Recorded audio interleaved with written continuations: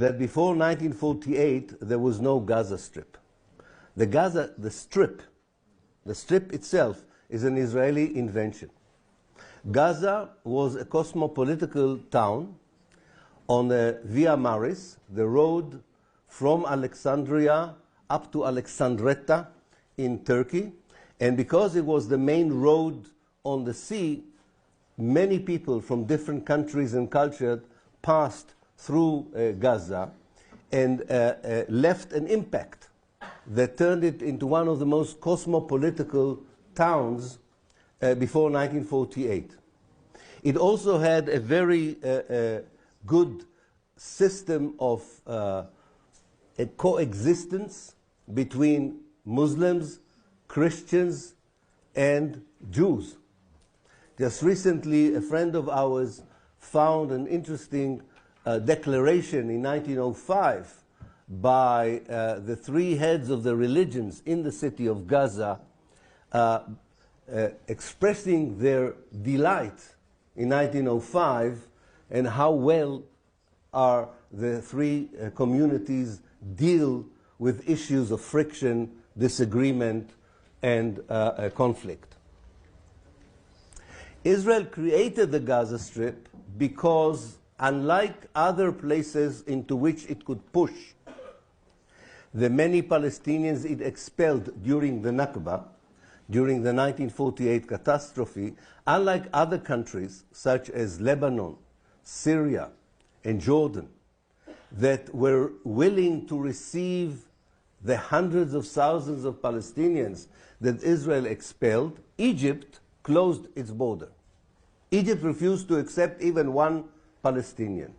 And because of that, the leader of Israel, the great architect of the ethnic cleansing of 1948, David Ben-Gurion, who ashamedly has a boulevard named after him in Paris, is a war criminal. And he decided that Israel is willing to give 2% of historical Palestine in order to turn it into the biggest refugee camp in the world.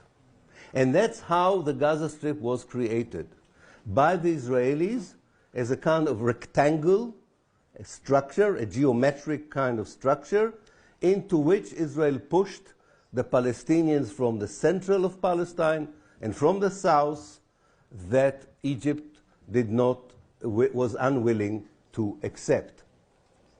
The last group of Palestinians who were pushed into the Gaza Strip were those living in 11 villages on whose ruins, on the ruins of these villages, Israel built the settlements that were attacked on the 7th of October by the Hamas. So the Hamas attacked settlements built on the ruins of the last villages of Palestine that were destroyed by the Israeli army and expelled to Gaza. In the Israeli archive, we have a very known document called Order Number 40. Order Number 40 is from the 25th of November 1948, and it was sent by the Israeli Central Command to the commander in the area of Gaza. And it has the name of the 11 villages, and the order says, and I quote literally what the order says: occupy the village, expel all the people to Gaza, burn the houses, and demolish the stone houses. Because some of the houses of the Palestinian villages in 1948 were built of mortar and straw, and therefore it was possible to burn them. But the stone houses had to be blown up by the Israeli army.